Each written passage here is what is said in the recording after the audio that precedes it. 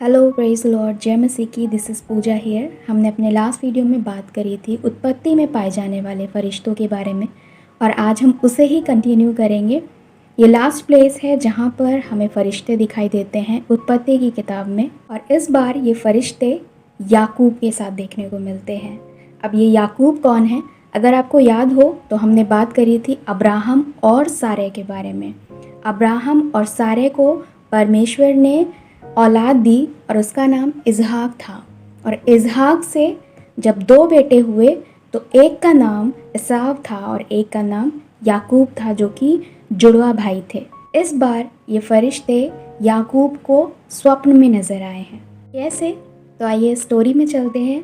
जैसा कि आपको पता होगा कि याकूब ने अपने भाई का पहलौठा होने का अधिकार तो ले ही लिया था। इसके बाद की स्टोरी ये है कि जब इजहाक बहुत बूढ़ा हो गया और उसकी आंखें धुंधली हो गई, तो उसने अपने बेटे एसाव को, जो कि बड़ा बेटा था, बुलाया, क्योंकि वो उससे बहुत अधिक प्रेम करता था, और उससे कहा कि मैं मरने पर हूँ, पर इससे पहले कि मैं मरूँ मैं तुझे आशीर्वाद देना चाहता हूँ। तू मेरे लिए शिकार कर और मेरे पसंद की चीज़ें बना, और उसके बाद मैं उसे खाऊंगा और मैं जी भर के तुझे आशीर्वाद दूंगा। और ये बात इजहाक की पत्नी रिबका ने सुन ली। रिबका अपने छोटे बेटे याकूब से बहुत प्रेम करती थी, और उसने कहा कि एसाव की जगह पर तू जाएगा और तू उससे पहलौठे का आशीर्वाद लेगा।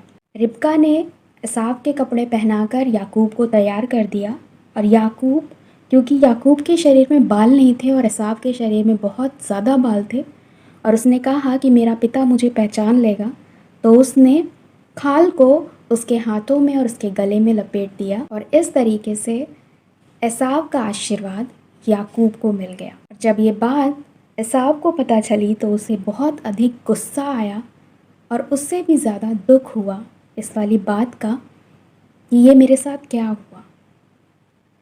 और इस डर से याकूब को वहाँ से भगा दिया गया।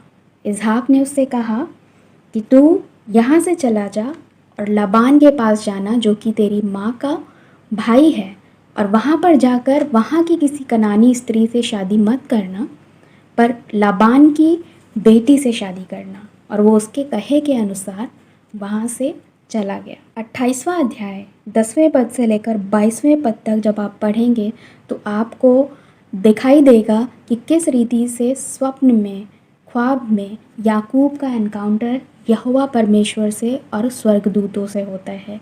कैसे वो स्वर्गदूतों को सीढ़ी पर से चढ़ते उतरते देखता है, किस रीति से यहोवा परमेश्वर उससे कहता है कि मैं तेरे दादा, तेरे पिता का परमेश्वर हूँ, और मैं तुझे और तेरे राज्य को, तेरे वंश को बढ़ाऊँगा और धूली के किनकों के समान पूरे देश में फैला दूँगा, और जब तक अपनी इस बात को पूरा ना कर लूँ तब तक मैं तुझे ना छोड़ूंगा। और लिखा है, याकूब अपने ख्वाब से उठ पड़ता है, जाग उठता है और कहता है कि निश्चय ही यहाँ पर यहोवा है, यहाँ पर यहोवा का वास है।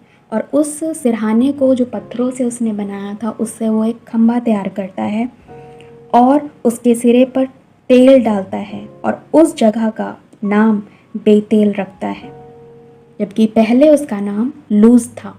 और याकूब ये भी कहता है कि यदि परमेश्वर मेरे संग रहकर इस यात्रा में मेरी रक्षा करे, जिस काम के लिए जा रहा हूँ वो काम पूरा हो, और मुझे मेरे पिता के घर कुशल क्षेम से फिर से लौटा के लेके आए, तो यहोवा मेरा परमेश्वर ठहरेगा, और यह पत्थर जिसका मैंने खंबा खड़ा किया है परमेश्वर का भवन ठहरेगा, और जो कुछ तू मुझे देगा मैं उसका 10वां अंश अवश्य ही तुझे दिया करूँगा। ये वो पहला एनकाउंटर था जहाँ पर याकूब ने अपने स्वप्न में परमेश्वर यहोवा को और फरिश्तों को देखा। इसके बाद 30वें अध्याय तक की स्टोरी में हमें याकूब, लाबान, उसकी दोनों बेटियां और बेटे नज़र आते हैं। दिखाई देता है किस रीति से याकूब ने उसके घर पर रहकर मजदूरी करी 20 साल तक, और कैसे लाबान ने छल से अपनी बड़ी बेटी की शादी याकूब से करवाई, और उसके बाद अपनी छोटी बेटी की शादी भी शर्त पे करवाई कि वो 7 साल और उसकी गुलामी करेगा, और उसके बाद भी उसने उसे जाने ना दिया, और 6 साल तक उसने मजदूरी करी। अब 20 साल हो चुके हैं। 31वां अध्याय बताता है कि यहाँ पर याकूब अपनी दोनों पत्नियों को लिया और राहेल को अपने स्वप्न के बारे में बता रहा है और कह रहा है कि परमेश्वर ने उसके स्वप्न में दूत के ज़रिए ये कहलाया है कि मैंने सब कुछ देखा है कि लाबान ने तेरे साथ क्या किया है और अब तुझे यहाँ से निकलना है, अपने पिता के देश को जाना है। दैट मीन्स कि now it's time to step out from this place. और इसके बाद वो वहाँ से निकलता है और निकलने के बाद लिखा है कि लाबान उसका फिर से पीछा करता है और उनके बीच में समझौता हो जाता है और लाबान फिर खुशी खुशी अपनी बेटियों को, अपने दामाद को, अपने ग्रैंड चाइल्ड्स को आशीर्वाद देकर वहाँ से विदा करता है। रिमेंबर दिस, यहाँ पर ये सेकेंड टाइम था जब याकूब का एनकाउंटर परमेश्वर से और उसके फरिश्तों से होता है। वन मोर थिंग कि परमेश्वर ने जो वायदा 20 साल पहले उससे किया था, अब 20 साल के बाद परमेश्वर उस वायदे को पूरा कर रहा है। बाइबल में फरिश्ते ने जब भी बात बोली है तो वो परमेश्वर की तरफ से बोली है, लेकिन मेन तौर पे जब भी वर्सेस ऐसी बोली गई हैं कि मैं परमेश्वर हूँ, मैं यहोवा हूँ, मैं इज़राइल पर राज्य करने वाला ईश्वर हूँ, ऐसी कोई भी बात जो फरिश्ते के ज़रिए बोली गई है वो सीधा डायलॉग में बोली गई है। तो कई लोग इस वाली बात को क्वेश्चन करते हैं कि यहाँ पर फरिश्ता अपने आप को परमेश्वर बोल रहा है या फरिश्ता क्यों कह रहा है कि मैं तुझे आशीर्वाद देता हूँ, जैसे याकूब के इंसिडेंट में हुआ। तो लोग स्ट्रेट लैंग्वेज समझकर ये समझने लगते हैं कि हाँ ऐसा लिखा है तो ऐसा ही होगा। तो ऐसा नहीं है। बाइबल पोइटिकल वे में, डायलॉग वे में और सिंपल राइटिंग वे में लिखी गई है। तो जहाँ कहीं भी फरिश्ते ने बात करी है तो उसने वो डायलॉग जो परमेश्वर ने बोला है उस बात को सीधा हमारे सामने रखा है। उत्पत्ति 32 अध्याय 22वें पद में यहाँ पर याकूब का मल्ल युद्ध हुआ एक पुरुष से। इस बात को लेकर कई स्कॉलर्स बोलते हैं कि ये फरिश्ता था और कुछ कहते हैं कि यहाँ पर यहोवा परमेश्वर की बात की जा रही है। ये वो जगह है जब याकूब अपने पिता के घर लौट रहा था और बीच में वो अपने भाई से मिलने का, उससे पैचअप करने का फैसला करता है और रास्ते में ही अपने भाई से मिलने की तैयारी में ही वो एक जगह पर रुकता है जहाँ वह अकेला रह जाता है। तब कोई पुरुष आकर पौ फटने तक उससे मल्ल युद्ध करता है। रिमेंबर, जब अब्राहम से 3 पुरुष मिलने आए थे तो वो 3 पुरुष कौन थे? जी, 2 फरिश्ते थे और लास्ट में हमें पता चलता है कि एक वो खुद यहोवा परमेश्वर थे।